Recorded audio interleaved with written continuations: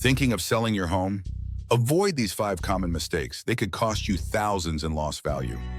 Whether you're planning to sell soon or just want to protect your investment, knowing what hurts your home's value is key.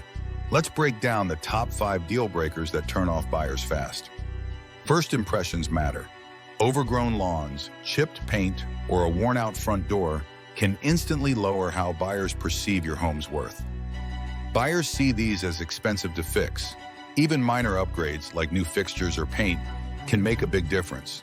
Lingering smells or visible pet wear can be major turnoffs. Clean thoroughly and consider professional help if needed. Buyers notice sloppy work. Unpermitted changes, uneven tiles, or bad paint jobs make them worry about hidden issues. Too many personal items or bold design choices make it hard for buyers to picture themselves in the space. Keep it simple and neutral. Small changes can protect your home's value and help it sell faster. When in doubt, ask a local real estate expert what buyers in your area expect. Found this helpful? Subscribe for more tips to help you buy smart, sell smart, and make confident real estate decisions.